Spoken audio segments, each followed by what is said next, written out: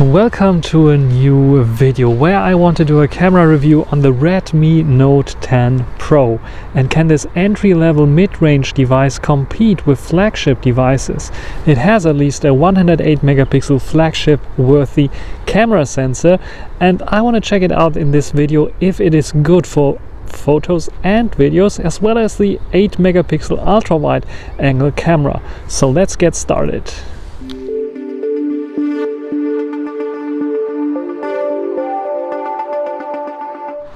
We start this video off with the selfie camera on the Redmi Note 10 Pro and Full HD 30 frames per second, and I'm going downhill, and let's see how good the stabilization is working on the Redmi Note 10 Pro. And I have my microphone attached. As you can see here, it's windy, so probably you can hear some wind noise. Let me just turn around because it's too much even for the wind muff for the little dead cat to handle. So this is the front-facing camera video of the Redmi Note 10 Pro, and yeah, tell me what you think about the stabilization and if audio quality is also good enough with my Ceremonic microphone, wired microphone, because you have a headphone jack where you can just plug in the microphone and then use that for recording. At least I hope the Xiaomi software is still able to do this. So let's try out the main camera sensor on the back. How good is stabilization and how good is the image and the blur, the background blur that you get? I think the sensor is a little bit bigger on the Redmi Note 10 Pro than on my Sony that I filmed the intro with. So 1/1.7 inch is the Sony one, and this one here, the I think it's GN1 from Samsung on the Redmi Note 10 Pro, is 1/1.5 inch, so it's a bigger sensor. It's basically the same size of sensor as in my Mate 30 Pro, that also has in the wide angle at least a 1/1.5 inch sensor. But the difference is that this one is a much more narrow than the one on the Mate 30 Pro, and I think this sensor is working fine. If you have a selfie stick like I have here, it can work pretty good, and you don't need a smaller sized vlogging camera or something like this, because this camera sensor is that good. Also, dynamic range is good. The sun in the background, as you can see here, it should still expose just my face fine, and autofocus should also work just fine. I can show you my Sony Xperia 1 Mark II device and the stuff that I filmed on there. You can see it should also just simply focus on this, so focusing should also work pretty fine and good. And I think I will switch to the ultra wide 8 megapixels to see if there's a big difference in terms of quality and of course field of view. So now I'm on the ultra wide camera lens, the 8 megapixel camera lens, and this one is also pretty fine, pretty wide as well, so you can see a lot of things here around me.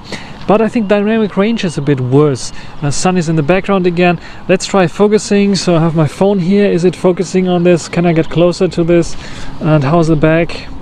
I'm not sure if it has focusing even. This might be one thing that, of course, I would expect on a mid-range device not to have. Only high-class premium devices have a ultra-wide angle camera that has the ability to focus as well. So having autofocus, not a fixed focus. Of course, focusing is there as well, hopefully. This is basically everything for this ultra-wide angle camera test.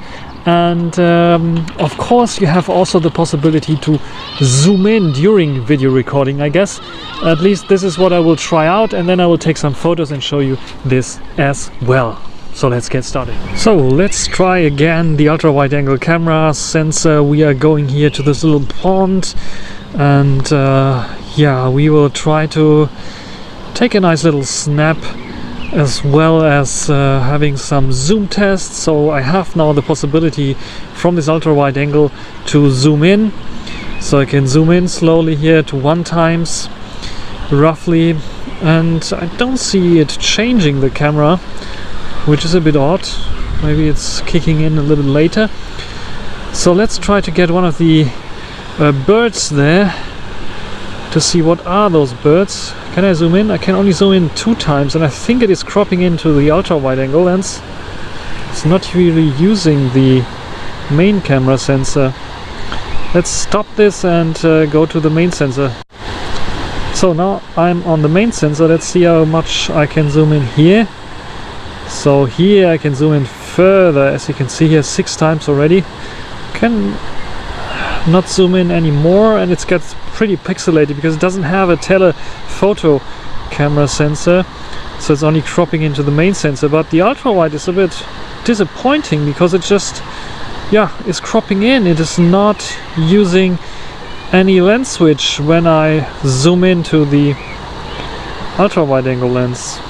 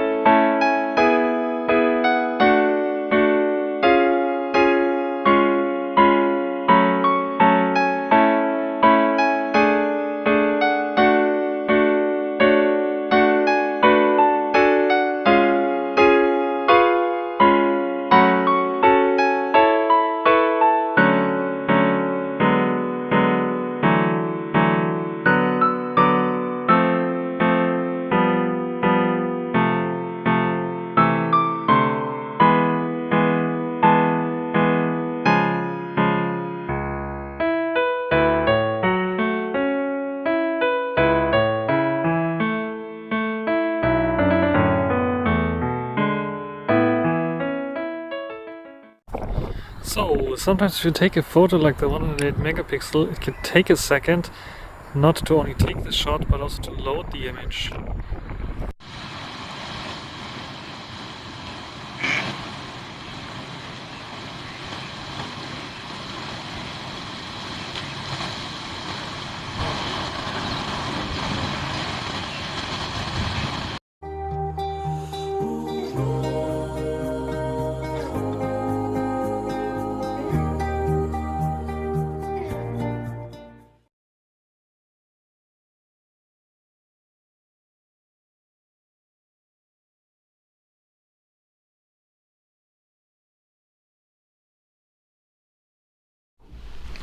Let's go quickly through the camera application of MIUI or the Redmi Note 10 Pro.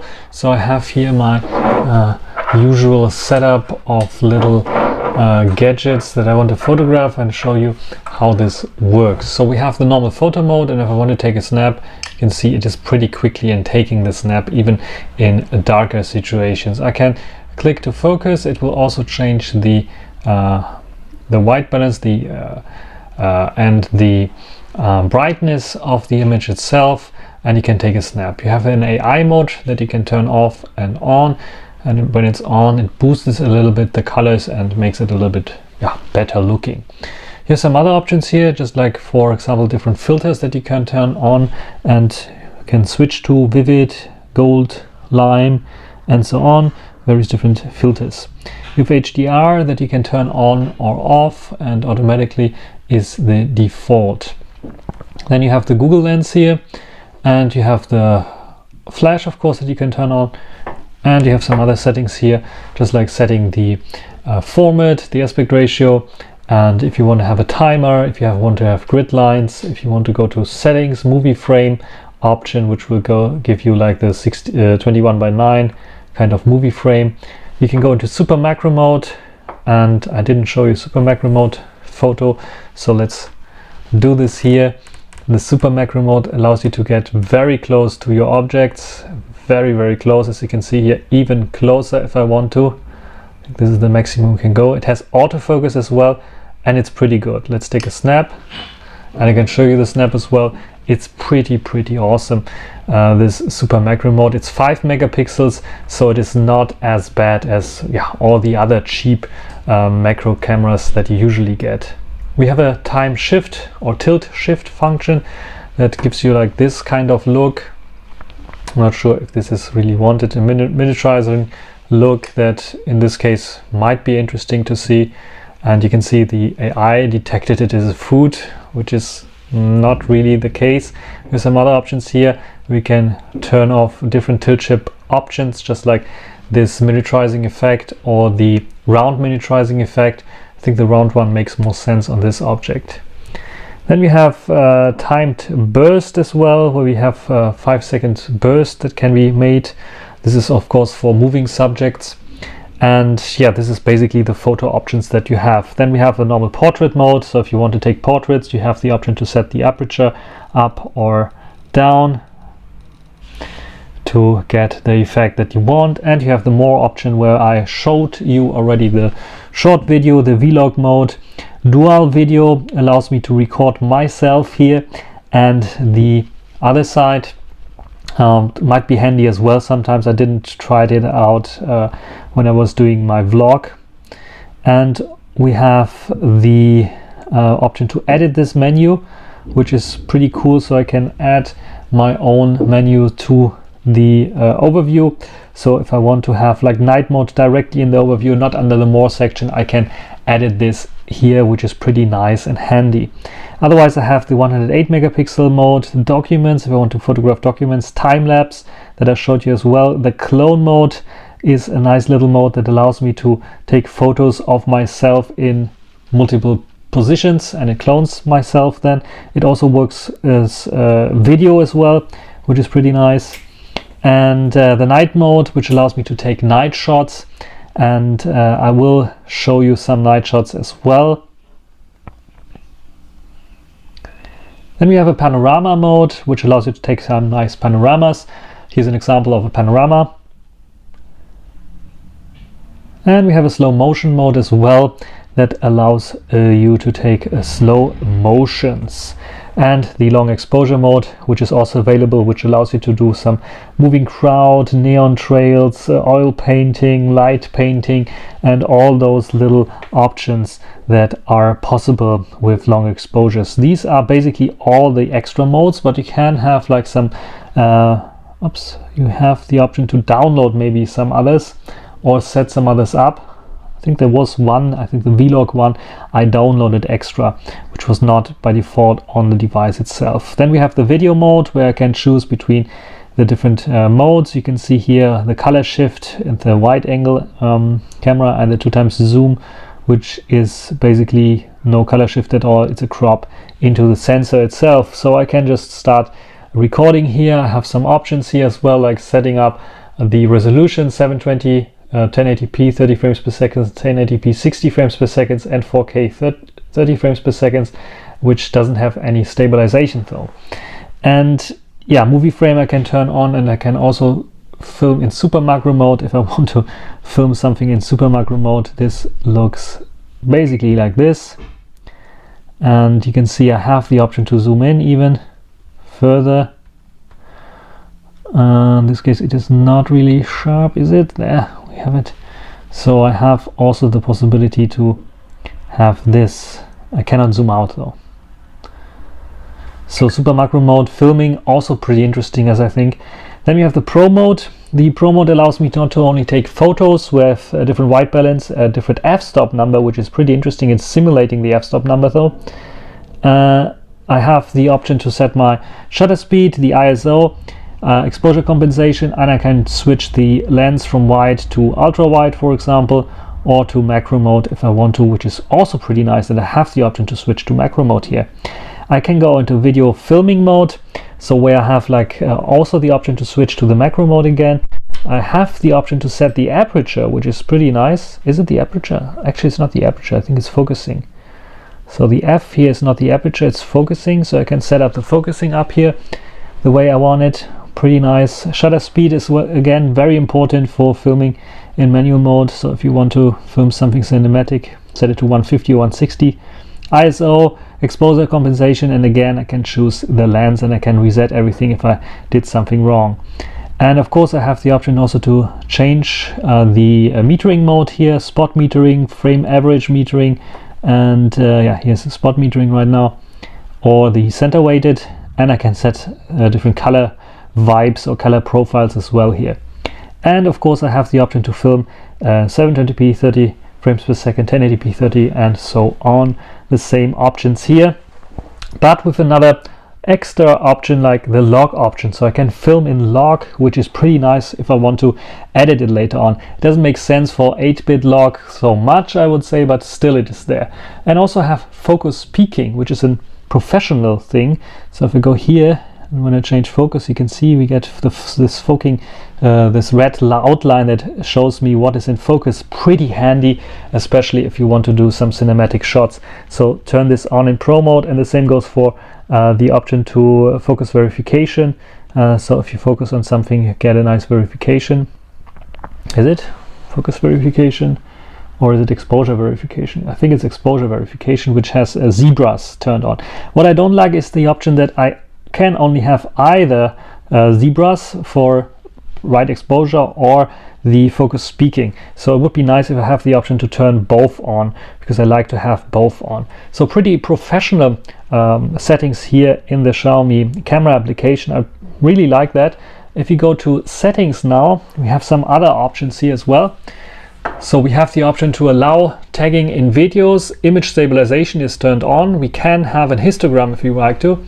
We have live in-ear monitoring, which is also in professional mode. If you have the headphones inside, you can listen to your audio, which is also pretty nice. We can set the video encoder to H.265. If we want to, we can have the option for the volume buttons to act as a shutter button, also pretty handy. And we have some other options here, like the customization options for the feature layout, where I have again the option to put everything in this little slider that I want to. The camera modes I can set up here, like I want to have a more panel or a more tab, and I have the option to change the colors as well here if I want to change colors here for the highlight and so on.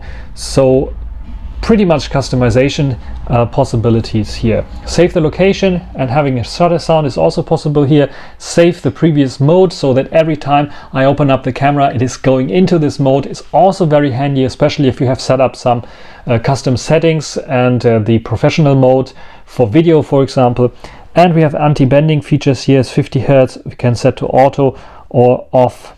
And this is basically everything in the camera settings. I like this camera pretty much because it gives me the option of professional camera shooting even with this mid-range device, and the Pro mode for video is really top notch, and Huawei and Sony should take a look at this camera app, which is pretty awesome in terms of the Pro mode.